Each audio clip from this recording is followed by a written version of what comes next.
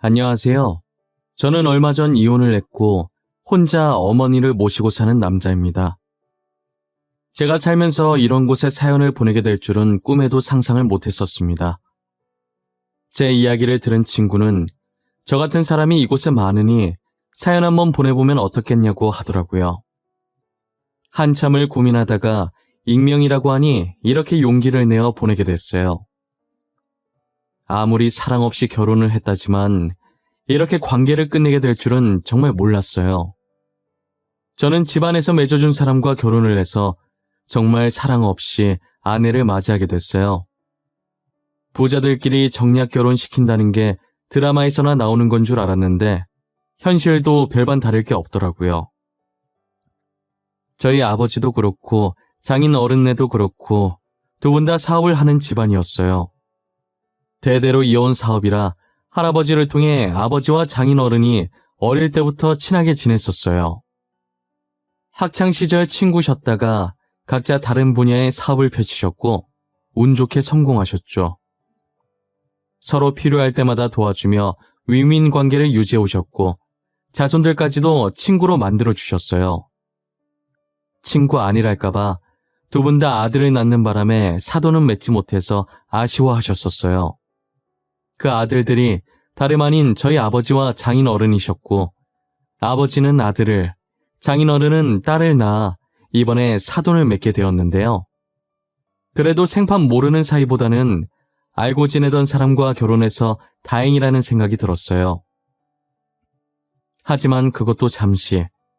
아무리 그렇다고 해도 사랑 없이 어떻게 결혼을 하나 싶은 생각도 들고 결혼식을 올릴 때까지도 기분이 계속 롤러코스터 마냥 왔다 갔다 했어요. 저희는 아버지들끼리 친하시다 보니까 아내와도 어릴 때부터 친하게 지냈었어요.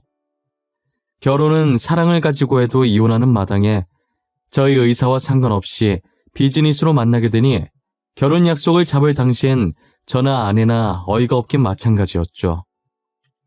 아는 오빠 동생 사이에서 하루아침에 부부라니 이게 웬 말입니까?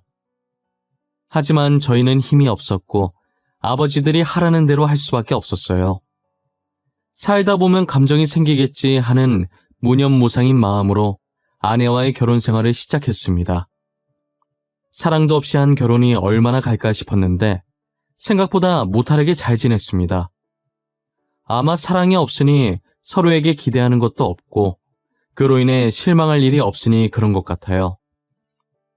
저희는 결혼하면서 서로가 뭐라고 다니든 신경 쓰지 않기로 했어요.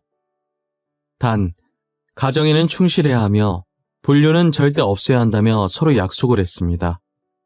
불륜을 저지를 시 모든 책임은 본인이 떠안고 가기로 각서까지 작성했었어요. 저희는 불륜만 아니면 된다고 술을 먹고 늦게 귀가를 하든 외박을 하든 전혀 상관을 하지 않았어요. 다른 사람들이 부러워할 만큼 서로에게 간섭을 하지 않고 자유로운 결혼 생활을 즐겼습니다. 처음엔 정략 결혼 너무 정없다고 어떻게 사냐고 주변 친구들이 걱정을 많이 했었는데 다들 제 결혼 생활을 듣더니 하고 싶은 것 다 하면서 자유롭게 살 수 있어서 좋겠다고 난리더라고요. 아무래도 저희가 집안끼리 엮여 있다 보니 혹시라도 저희가 잘못하면 회사에 피해가 될까봐 알게 모르게 서로의 눈치를 정말 많이 봐요. 특히나 저희 집안이 아내 집안보다 더 부유해서 아내가 제 눈치를 조금 더 많이 보는 것 같아요. 저는 평소처럼 회사에 출근을 했는데 아침부터 아버지께 전화가 온 거예요. 그날따라 휴대전화에 찍힌 아버지라는 글자가 저를 불안하게 만들더라고요. 불길한 예감은 빗나가지 않았고 아버지 사업이 급격히 어려워져서 회사를 정리해야 된다는 전화였어요. 아버지는 회사가 어려워질 것을 다 대비해 놓으셨기 때문에 빚이 생기거나 집이 망하거나 하진 않았어요. 아버지는 할아버지께서 열심히 키워오신 회사를 자신이 다 망쳐버렸다고 자책하셨지요. 하루하루 술로 버티며 사시길래 아버지 탓이 아니라며 어쩔 수 없는 일이었다고 위로해드렸습니다. 어머니와 제가 얼마나 애를 먹었는지 아무도 모를 거예요. 아버지께서는 저희의 마음을 알아주셨는지 술을 멀리하고 다시 일어설 준비를 하셨어요. 저희 부모님은 사람 많이 다니고 위치 좋은 곳에 가게를 하나 얻어 도매상을 운영하시게 되었어요. 아버지는 평소 사람 좋기로 소문이 나서 아버지를 도와주시려는 분들이 많았어요. 도매상 오픈한다는 소식에 다들 일찍부터 찾아와서 팔아주시려고 난리더라고요. 걱정 많이 했었는데 다행히 아버지께서 도매상 일을 하면서 다시 웃음을 되찾으셨어요. 그날도 어김없이 회사에 출근했고 이번엔 어머니라고 찍힌 휴대전화가 절 불안하게 만들었는데요. 두 분이서 일을 한 지 2년 정도 지났을 때 아버지께서 돌아가셨다는 전화를 받았어요. 여느 때처럼 가게 문을 열고 발주 넣었던 물건들을 하나씩 정리하고 있었는데 갑자기 아버지께서 가슴을 움켜쥐고 쓰러지셨다고 하더라고요. 어머니는 아버지가 쓰러진 줄도 모르고 재고 정리하느라 창고에 가 계셨었고 그때 들어온 손님이 발견하고 손님의 비명소리에 놀라서 나와봤다고 하시더라고요. 아버지는 심장마비가 왔었고 급하게 병원으로 옮겨졌지만 골든타임을 놓쳐 돌아가시게 됐어요. 어머니는 창고에 가지 말 걸 그랬다고 자신 때문에 골든타임을 놓쳐서 아버지가 그렇게 된 거라며 자신의 가슴을 퍽퍽 소리 나도록 주먹으로 치시면서 후회하고 자책하셨어요. 저는 아무 말도 할 수 없었고 그저 같이 울어드리고 어머니를 안아드리는 것밖에 할 수 없었어요.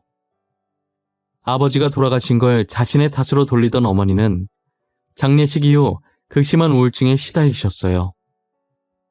이러다 정말 무슨 일이 날 것만 같아서 지켜보는 제가 너무 불안하더라고요. 더 이상 일도 못할 정도로 상태가 나빠지셔서 결국 도매상을 정리하기로 결정했어요.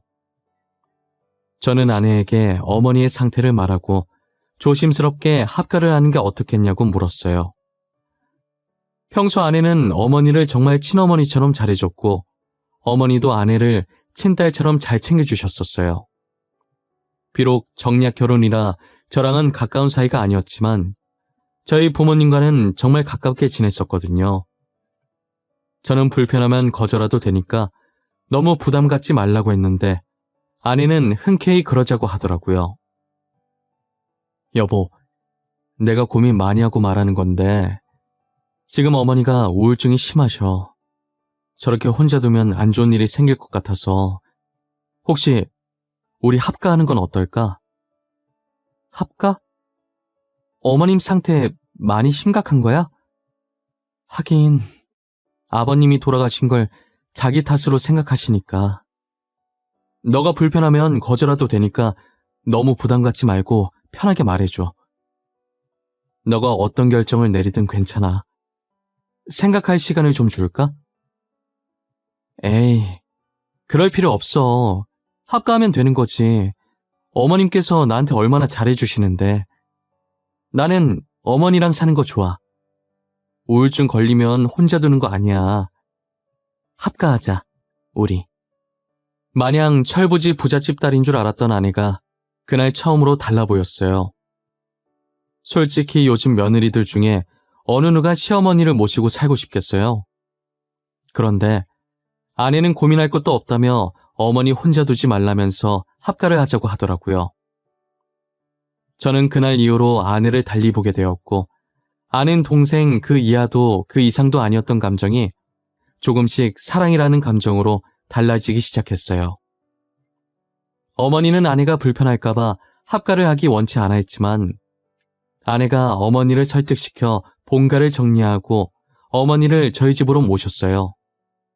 워낙 사이가 좋았던지라 합가를 하면서도 문제될 게 하나도 없었어요.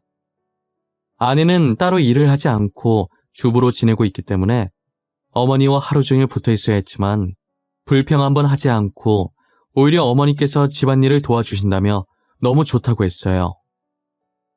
어머니는 자신이 저희에게 신세 지는 입장인데 집안일이라도 도우고 싶다고 하시면서 옆에서 아내를 많이 도와주고 계셨어요. 저는 겉모습만 보기엔 전혀 문제될 게 없어서 두 사람의 말처럼 정말 잘 지내고 있는 줄 알았어요. 하지만 조금씩 달라져가는 어머니의 모습에 의심이 생길 수밖에 없었어요.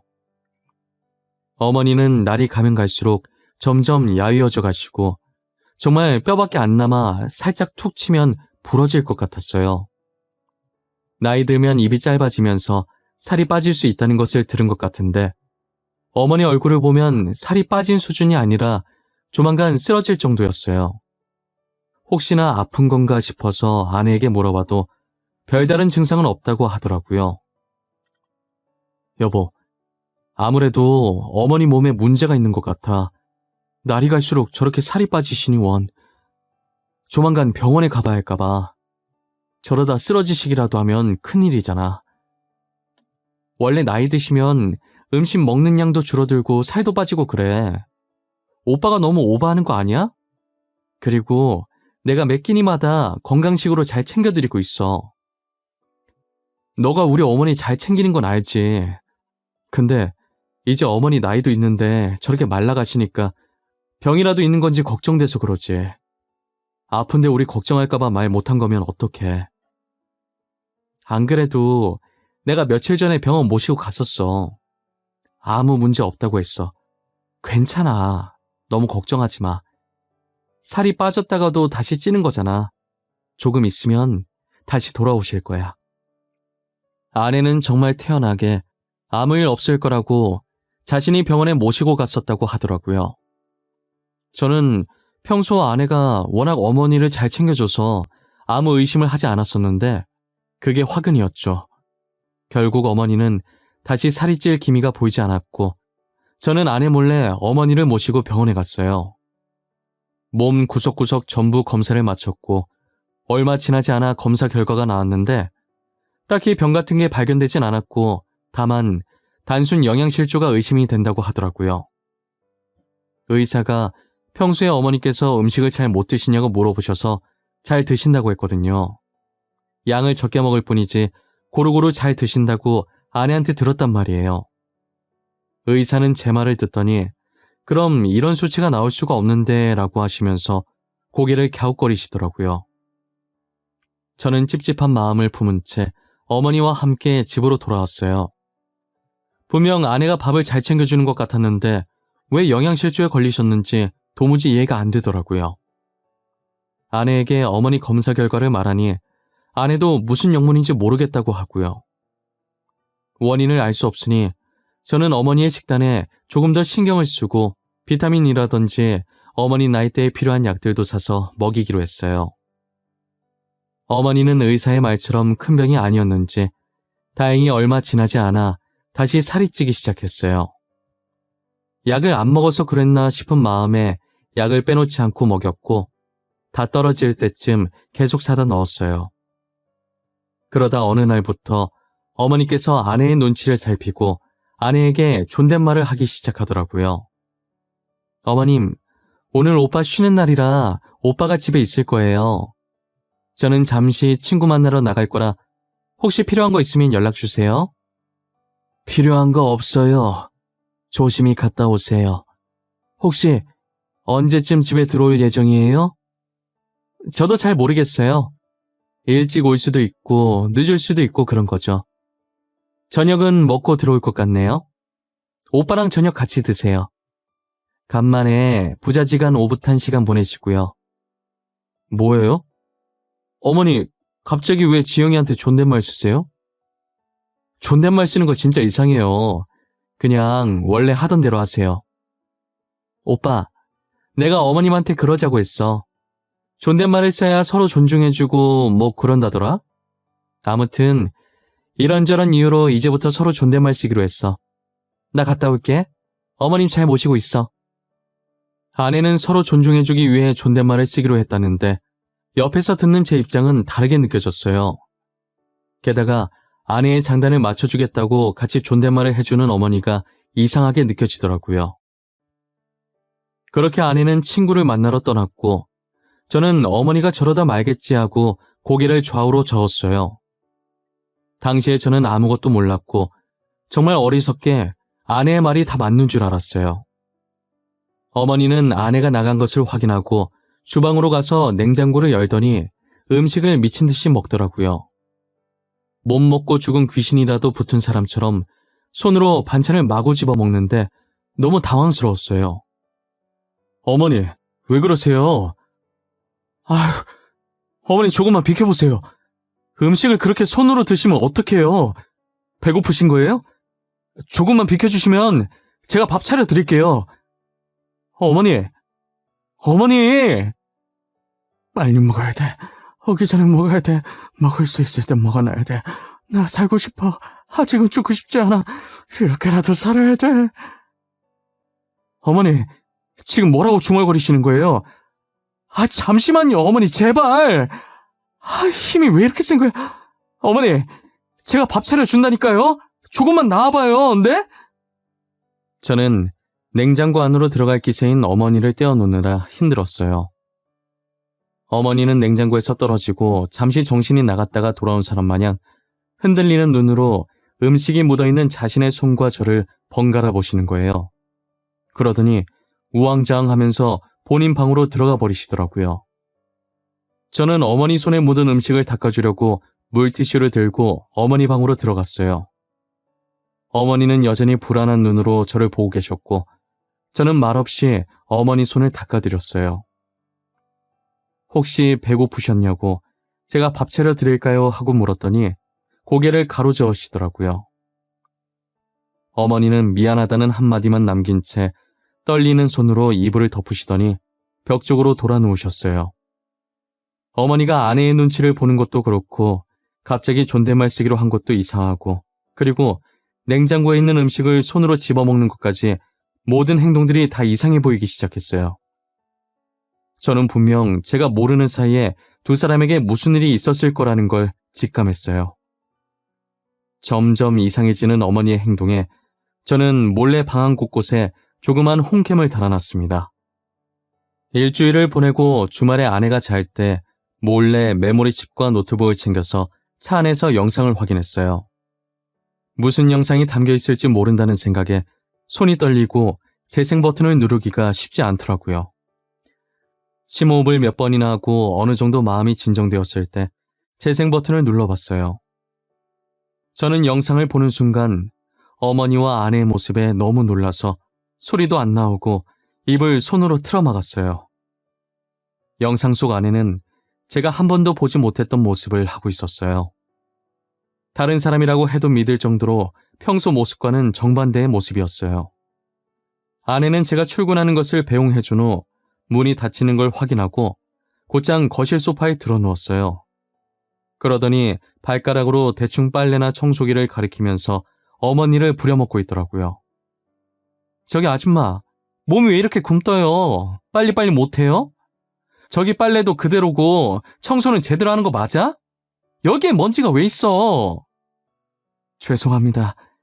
제가 빨리 청소하고 빨래도 해놓을게요. 원래 어제 다 해놓으려고 했었는데 나도 몸이 좀 안 좋아서. 나도는 반말이죠. 저도라고 해야지. 아직도 존댓말이 입에 안 붙어서 어떡하나? 제가 존댓말 안 쓰면 어떻게 한다고 했죠? 빨리 방에서 들고 나오세요. 아내가 거실에 앉아 있었고 어머니는 옷방으로 들어가더니 효자손을 들고 오더라고요. 효자손을 건네받은 아내는 왜 이렇게 청소가 안 되어 있냐며 크게 소리를 지르더니 먼지가 조금이라도 쌓인 부분을 가리키며 치우라고 지적질하고 있었어요. 그렇게 1시간 동안 어머니를 마치 가정부처럼 명령을 하고 있더군요. 아내가 효자손을 들고 휘두를 때마다 어머니가 움찔움찔 거리시는 게 보였습니다. 너무나도 충격적인 모습에 할 말을 잃어가던 차에 더 충격적인 것을 알게 되었습니다. 어머니를 노예처럼 부려먹는 것도 모자라 집안에 남자까지 끌어들인 거예요. 남자가 먹을 밥을 어머니께 차려달라고 하질 않나, 어머니를 가정부라고 말하질 않나, 게다가 일주일 동안 남자가 3번이나 바뀌어 있었어요. 어머니는 익숙한 듯 아내가 시키는 일을 군말 없이 다 하더라고요. 아줌마, 밥이 이게 뭐예요? 누구 먹으라고 내놓은 거냐고요? 우리 자기 지금 배고프다는데 겨우 이 정도로 배가 차겠어요? 얼른 다시 차리세요. 이제 더 놓을 자리도 없는데 뭘 더 차리라는 말씀이세요? 반찬을 바닥에 놓을 수는 없잖아요. 그냥 이렇게 드시면 안 될까요? 오늘따라 왜 이렇게 말이 많아? 내가 그렇게 따박따박 말대꾸해도 된다고 그랬어요? 제가 더 차리라고 하면 그렇게 할 것이지 아직도 정신을 못 차렸죠? 알겠어요. 다시 차려드릴게요. 조금만 기다려주세요. 아내에게 당하고 있는 어머니의 모습을 더 이상 볼 수가 없겠더라고요. 줄줄 흐르는 눈물 때문에 영상을 잠시 멈추고 말았습니다. 아내에 대한 배신감이 목 끝으로 차오르더군요. 증거로 쓰기 위해 영상을 저장해놓고 다음 영상도 확인했습니다. 그렇게 부려먹을 것 다 부려먹고 정작 어머니의 밥상은 밥과 김치, 딸랑 2가지뿐이었어요. 어머니가 눈치를 보면서 다른 반찬을 먹으려고 하면 아내는 또 효자손을 들었어요. 이제서야 영상을 통해 어머니가 그동안 살이 왜 그렇게까지 빠지게 됐는지, 그리고 왜 영양실조까지 걸리게 됐는지 알 수 있었어요. 어머니는 아내가 외출하는 그 잠깐의 시간에 냉장고를 열어서 음식을 미친 듯이 먹었던 거예요. 이대로 갔다간 정말 죽을 수도 있겠다는 생각에 오로지 살기 위해서 그랬던 거예요. 제게 보였던 모습처럼 냉장고를 열어 손으로 미친 듯이 음식들을 먹기 시작했어요. 그리고 어느 정도 음식이 몸에 들어갔을 때 정신을 차리고 아내가 오기 전에 어머니는 먹은 흔적을 들키지 않으려고 정리하는 모습까지 보고 말았습니다. 어머니와 아내 사이에선 제가 상상도 못할 일들이 벌어지고 있었던 거예요. 마냥 잘 지내는 줄만 알았는데 이런 모습이 감춰져 있을 거라는 걸 과연 누가 예상할 수 있겠어요? 저는 어머니랑 이야기를 나눠봐야겠다는 생각이 들어서 주말에 아내를 일부러 밖으로 내보냈어요. 호텔 식사권을 선물 받았다며 친구들이랑 먹으라고 하면서 아내에게 줬고, 아내는 눈을 반짝이며 신나서 아무 의심 없이 나갔어요. 아내는 눈을 반짝이며 신나서 아무 의심 없이 나갔어요. 어머니는 아내가 나가자 자동으로 냉장고로 향하려고 하길래 어머니의 어깨를 양손으로 잡았어요. 저는 어머니의 눈을 똑바로 쳐다보고 말했어요. 어머니, 도대체 지영이랑 무슨 일이 있었던 거예요? 왜 혼자 당하고만 있으셨어요? 저한테 말을 하셨어야죠. 왜 그러고 있었어요? 왜? 너 다 알고 있는 거야? 전부 다? 어떻게 알았어? 다 봤어? 내가 우리 아들 속상하게 했네. 미안해. 울지 마, 아들. 엄마가 잘못했어. 어머니가 뭘 잘못했다고 저한테 사과하세요. 사과하지 마세요. 어머니가 이러고 사는 줄도 몰랐던 제가 더 죄송하죠. 어머니, 너무 죄송해요. 나만 참으면 다 괜찮을 줄 알았어. 나만 참으면. 너가 아무것도 모르면 속상해하지도 않을 거고 이혼도 안 할 거니까. 어머니는 아내에게 협박 아닌 협박을 다하고 계셨습니다. 아내는 저희 아버지 회사가 망하면서 자기 집안이 더 우세라고 생각하며 그동안 자신이 눈치 봤던 걸 돌려주겠다라는 식으로 어머니께 말했다고 하더라고요. 어머니가 자신에게 하는 행동에 따라 제가 이혼을 당할 수도 있다고 하면서 아들 이혼하는 꼴 보고 싶지 않으면 잘 하라고 했다고 합니다. 제가 아버지 사업하실 때 아내 보고 눈치 보라고 한 적도 없고 눈치 보게끔 행동한 적도 없는데 혼자서 눈치 봐놓고 괜히 어머니한테 화풀이 하는 게 너무 화가 났어요. 아내를 어떻게 해야 할까 고민하고 있던 와중에 장인어른 얼굴이 머릿속에 지나가더라고요. 장인어른은 가족보다 자신의 명예와 기업 이미지를 더 중요시 여기는 분이시기 때문에 아내가 허튼 짓을 하는 걸 엄청 싫어했어요. 조금이라도 자신의 명예에 그리고 기업에 해가 되는 짓을 한다면 누구든 바로 내치실 분이셨죠. 저는 아내의 만행이 담겨있는 이 영상을 장인어른에게 보여드려야겠다는 생각이 들었고 곧바로 노트북에 있던 영상을 휴대폰으로 옮겼어요. 그리고 정말 오랜만에 장인어른과의 식사 자리를 마련했어요. 아내는 곧 자신에게 무슨 일이 벌어질지도 모른 채 제 옆에서 마냥 좋아했어요. 콧소리를 내며 제 팔짱을 끼는데 역겨워서 당장이라도 아내 얼굴에 침을 뱉고 싶은 심정이었어요. 복수를 제대로 하기 위해 꾹꾹 참으며 장인어른 앞에서 표정 관리를 했습니다. 미리 시켜놨던 음식이 시간 맞춰 나왔고 아내와 장인어른은 맛있게 먹기 시작했어요.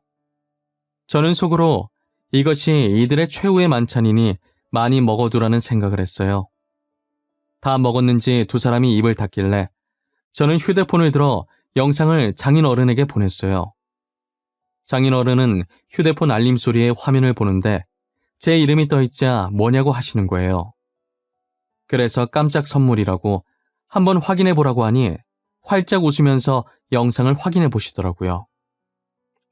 조용한 룸에 영상 속 아내의 목소리가 흘러나왔고 장인어른과 아내는 동시에 표정이 굳어졌어요. 장인어른의 얼굴은 시뻘개졌고 아내의 얼굴은 새하얗게 질려 있었어요. 영상이 끝났을 때 장인어른은 분노로 몸을 떨었고 아내는 두려움에 몸을 떨었어요. 이내 장인어른은 매서운 눈을 하고 아내를 째려보더라고요. 강지영, 너 이 영상이 도대체 뭐냐? 영상 속에 있는 거 너 맞지? 설마 옆에 있는 이분 안사돈 맞는 거야? 맞냐고! 지금 내가 묻잖아!